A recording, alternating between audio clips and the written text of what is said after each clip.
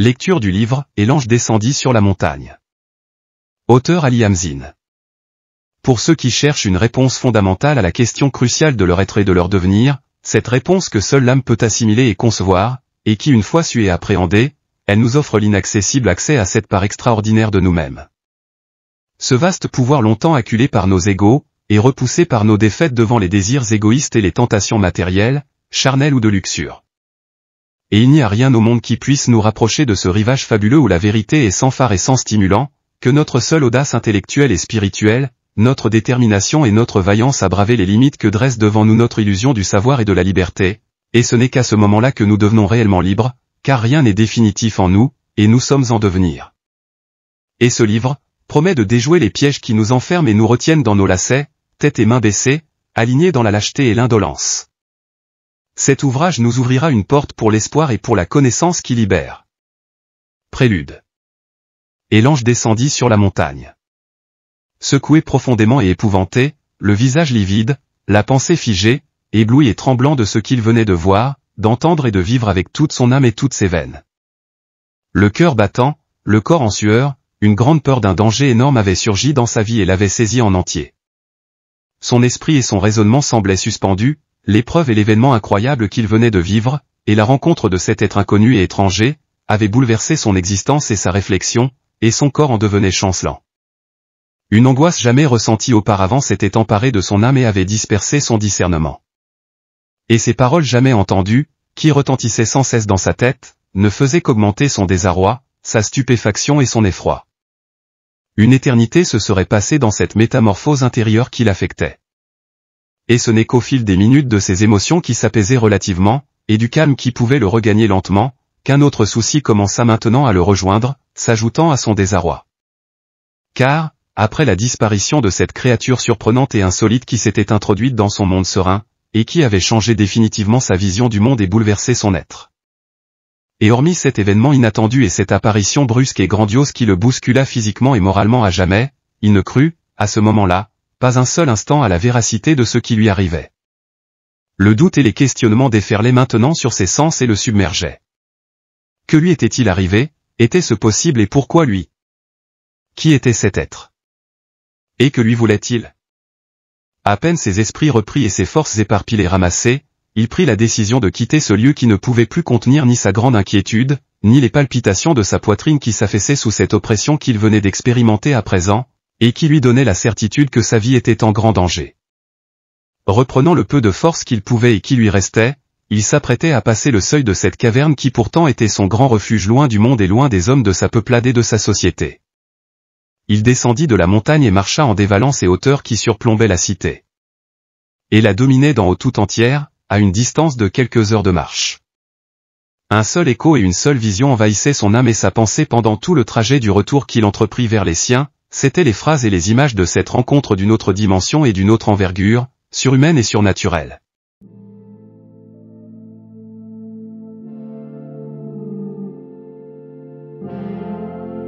Extrait du livre. Sidna Mohamed, un prophète pour l'humanité. Auteur, Ali Hamzine. Est-il imaginable aujourd'hui de rester neutre à l'égard de l'islam? Peut-on rester indifférent face à une religion qui suscite tant de questionnements à l'échelle planétaire? Une religion que l'on taxe à tort et à outrance de radicalisme, d'obscurantisme et d'attentats sanglants, comme aussi des déchirements des peuples et d'exodes de masses innocentes. L'islam qui de toute son histoire a été une religion de savoir, de paix et d'amour. Une religion qui a contribué pendant des siècles à l'évolution du monde, de la science et de la civilisation humaine. Une confession et une théologie qui meublent aujourd'hui la culture, la pensée et le quotidien de près de 2 milliards de musulmans de par le monde, dont environ 60 millions de musulmans résident en Europe selon le Central Institut Islam Archive Deutschland. Une religion adoptée en Occident par environ 100 000 nouveaux convertis annuellement dans chaque pays comme la France, l'Espagne ou l'Angleterre. Une religion qui anime les événements, les médias et la polémique, et à laquelle on ne cesse d'endosser les maux du monde actuel, mais qui paradoxalement suscite une affluence et un engouement planétaire sans précédent, de milliers d'hommes et de femmes qui rejoignent ses rangs et adoptent ses principes dans les 4 coins du globe. Et si une théorie, une idéologie, ou un quelconque courant philosophique, théologique ou religieux, pour le comprendre et l'assimiler doit nous ramener en définitive au premier initiateur de ces principes? Il est primordial aujourd'hui de remettre la lumière sur le fondateur principal et premier de cette religion qui ne cesse de faire parler d'elle-même à tous les instants politiques et sociaux du monde. Il est essentiel et nécessaire en ces temps, de revenir creuser à la source de cette croyance, instrumentalisée à outrance par tous ceux qui portent en eux des plans machiavéliques, des desseins haineux et des complots sordides contre l'humanité, dans leurs projets inavoués de domination et de soumission des peuples, par la terreur et la fragilisation des États et des souverainetés des nations. Il est infiniment pressant aujourd'hui, de se poser des questions pertinentes sur la vérité de cette religion que l'on ne cesse de déformer, ainsi que sur son prophète, sur sa moralité et son intégrité, comme sur l'essence de ses idées et de ses actions, leur émanation et leur mobile premier, et ne plus céder aux préjugés de l'ignorance et aux jugements simplistes. Qui était réellement ce prophète? C'est ce que cet ouvrage essaiera de présenter le long des chapitres et des événements de la vie de cet homme, messager et prophète, qui de l'avis de tous, grand savant, homme de science et historiens illustres, est un personnage unique dans le genre humain. Sidna Mohamed. Paix et salut à son âme. Quand la perfection d'un prophète et d'un homme atteint les summums. Quand il est prédestiné à un statut idéal et absolu, investi d'attributs et de qualités de perfection, de beauté, de complétude et du meilleur que peuvent posséder tous les hommes réunis. Épargné de la souillure du polythéisme et de l'immoralité des mœurs, préservé de l'égarement et de l'erreur. Imprégné d'un flot de tendresse, de douceur et d'humanisme et jouissant d'un équilibre insolite et délicat, dans ses aspects psychologiques, spirituels et comportementaux. Doué d'un génie immense, d'une grandeur de l'âme, d'une sincérité profonde, d'une aisance au dialogue et d'une modestie à la mesure de sa grandeur. Son allure et son aspect physique aussi bien que moral et intérieur, sont pertinemment la description vivante de l'homme accompli et irréprochable. Avant la révélation et dès son jeune âge, le prophète était réputé comme étant le loyal, aimé et respecté dans son peuple, pour sa loyauté en toute chose et en toute action, ne tolérant ni l'infidélité ni la traîtrise. Comme le décrivaient ses compagnons autant que ses détracteurs, ne tenant jamais de propos vulgaires, abhorrant tout comportement pervers, en orateur diplomate, droit, juste et équitable avec ses adversaires et ses ennemis avant de l'être avec les siens. Comment peut-on imaginer qu'un personnage aussi fabuleux et aussi absolu puisse exister ou avoir vécu sur Terre né dans un environnement austère d'une presqu'île aride au climat sec, torride et hostile, là où avaient vécu la plupart de ses frères prophètes, David, Moïse, Jésus et tant d'autres prophètes éminents depuis Abraham le père de tous les prophètes et Adam le père de l'humanité, ainsi que d'innombrables messagers de Dieu paix et salut à leurs âmes. Ces caractères à eux seuls, suffisent comme signe irrévocable de sa prophétie. Mais il possède des attributs et des signes encore plus pertinents qui semblent ne plus finir, et qui ne cessent de submerger quiconque se penche sur la personnalité d'un prophète aussi illustre. Il était un apôtre, un savant, un érudit et un homme de vertu, un père affectueux, un ami fidèle et un mari respectueux, un voisin et un collaborateur exemplaire, même envers les juifs et les chrétiens, comme avec son voisin juif, qu'il n'avait jamais boudé et auquel n'avait jamais fait de reproches, quand il déversait des détritus devant le seuil du prophète, qui un jour remarquant soudain la disparition des ordures du devant sa porte, voulut s'enquérir de son voisin juif, qu'il avait trouvé alors alité et malade, et entra lui rendre visite en l'apaisant et le mettant en sérénité, en lui confiant qu'il voulait juste le soutenir et le consoler dans sa maladie, sollicitude qui émut si profondément le voisin, qu'il se convertit à l'islam. Le prophète Mohammed, cultivant la douceur et la clairvoyance, exempt de l'erreur et de l'arrogance, de la haine et de l'envie ou de la revanche.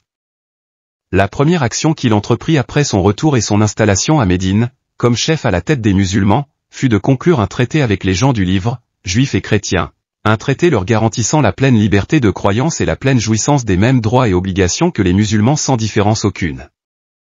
Et n'est-ce pas lui qui institua cette loi fondamentale et hautement humaine en tranchant, celui qui fait du mal à un juif ou à un chrétien trouvera en moi son adversaire au jour du jugement.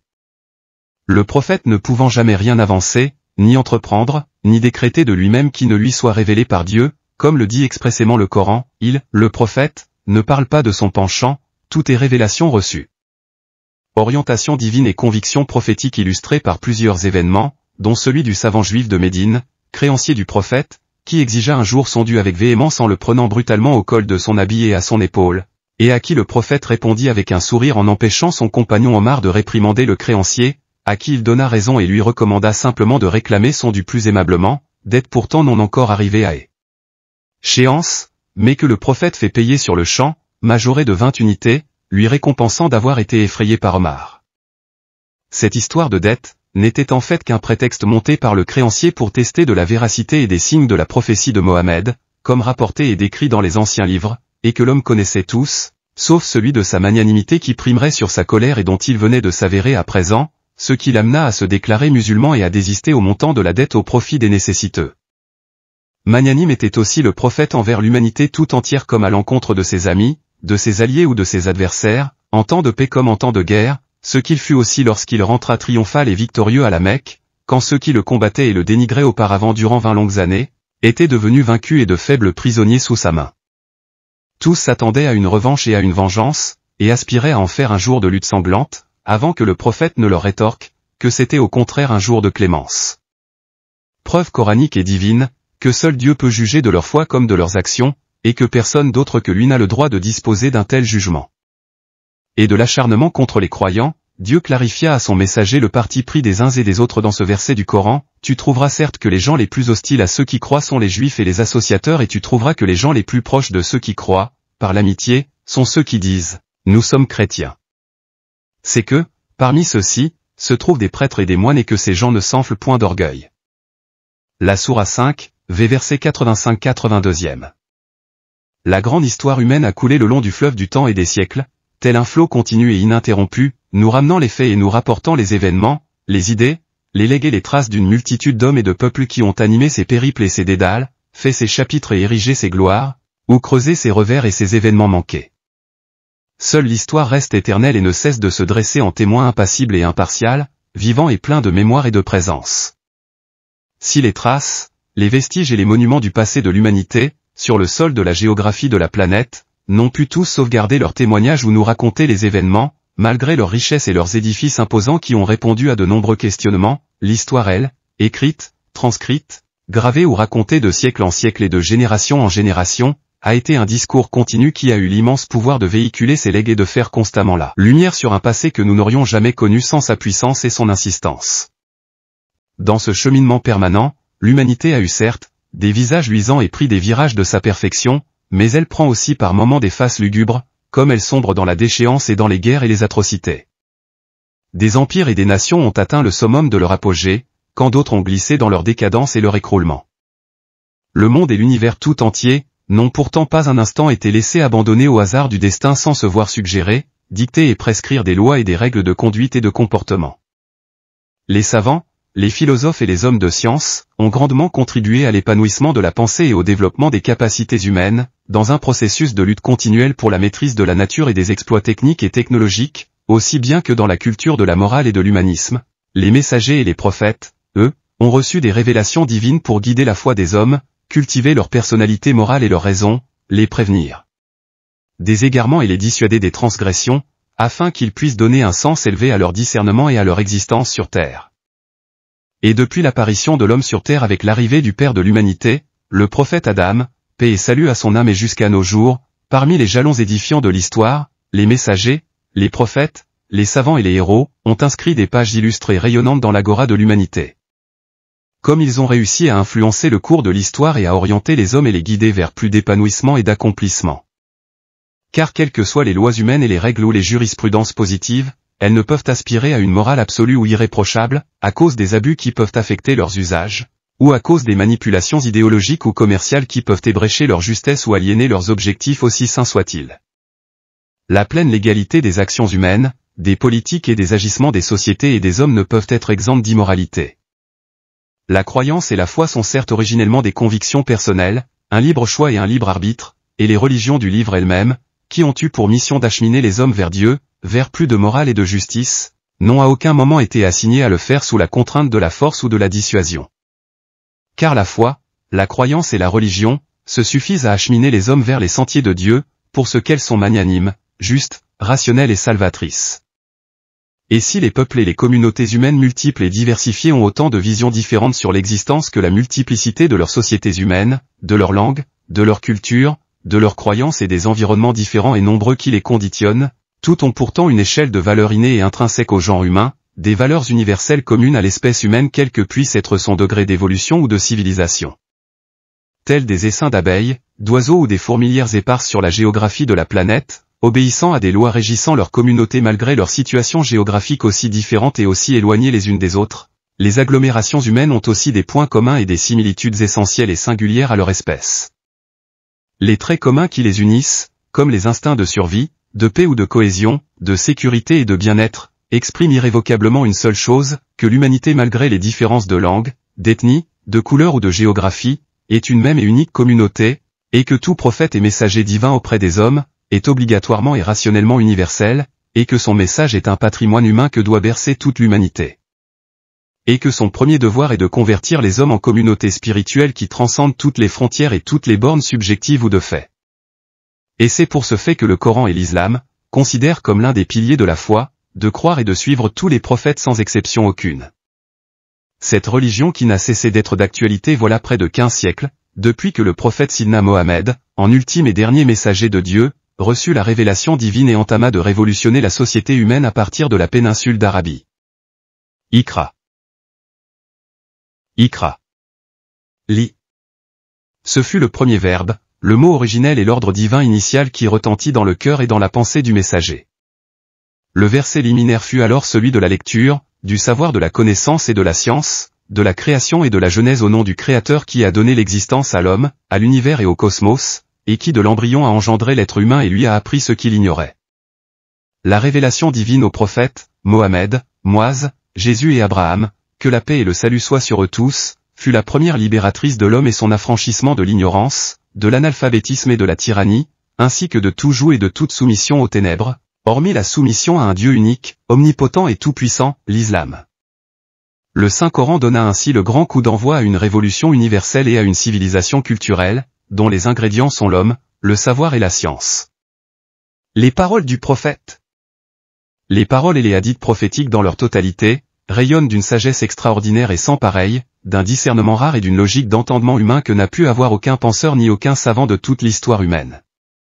Et si ces paroles doivent démontrer une vérité certaine, ce ne peut être que l'universalité de l'islam qui englobe toute l'humanité, en tout temps et en tout espace, qui l'honorait et le relève au rang qui lui sied, un rang qui réclame de la sollicitude et du respect. Et ce n'est pas étrange à la religion de l'islam qui englobe tous les livres saints révélés, et qui est une religion synthèse qui répond à toutes les questions vitales de l'être humain présent et à venir, aussi bien existentielles, comportementales, psychiques, matérielles et spirituelles. Les rapporteurs de confiance avaient rassemblé des dizaines de milliers de hadiths authentiques ayant pour sujet la croyance, les adorations, les relations sociales, le comportement, la politique, les pactes, les accords de paix, la guerre, le commandement, l'administration, la médecine, le monde invisible et de l'au-delà. Le prophète avait effectivement informé des événements déroulés et de ceux à venir jusqu'au jour de la résurrection, avec une sincérité qu'aucun musulman ne met en doute, non seulement par un principe et une obligation de foi, mais aussi par leur caractère véridique et vérifié dans l'histoire comme par la science et par les découvertes perpétuelles. Et si le prophète est suivi, aimé et adulé, il n'est jamais adoré, glorifié ou élevé à un degré plus haut que celui de la prophétie, l'ayant interdit lui-même aux musulmans, pour la seule raison que dicte le Coran, que ces paroles ne sont pas de lui mais d'une révélation divine.